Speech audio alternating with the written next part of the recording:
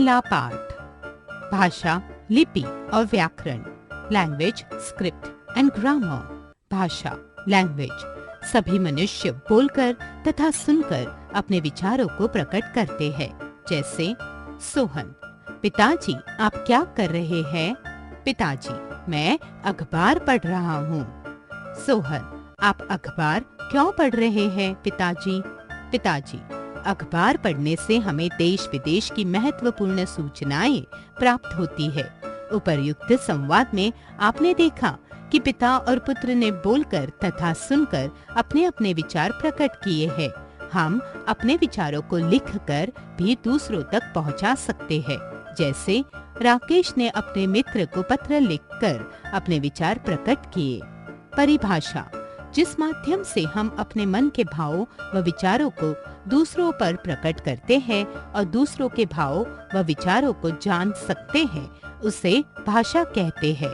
हम 3 प्रकार से अपने भावों व विचारों को दूसरों पर प्रकट करते हैं और इन्हीं 3 प्रकारों से दूसरों के भावों व विचारों को ग्रहण करते हैं। भाषा के रूप। Kinds of the language. भाषा के 3 रूप होते हैं। क. मौखिक भाषा, ओरल लैंग्वेज। ख. लिखित भाषा, रिटन लैंग्वेज। ग. सांकेतिक भाषा, सिंबॉलिकल लैंग्वेज। क. मौखिक भाषा, ओरल लैंग्वेज। जब हम बोलकर या पढ़कर अपने विचारों को दूसरों तक पहुंचाते हैं तो इसे मौखिक भाषा कहते हैं। ख. लिखित भाषा, रिटन लैंग्वेज। जब हम लिखकर अपने भावों और विचारों को प्रकट करते हैं तो इसे लिखित भाषा कहते हैं।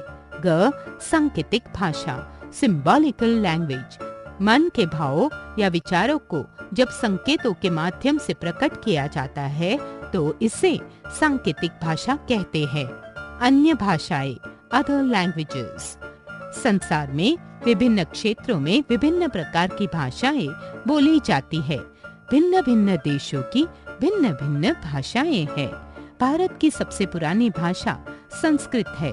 भारत देश में बोली जाने वाली प्रमुख भाषाओं के नाम इस प्रकार है: हिंदी, उर्दू, अंग्रेजी, संस्कृत, अरबी, कश्मीरी, गुजराती, पंजाबी, उड़िया, कन्नड़, कोंकणी, मलयालम, मराठी आदि।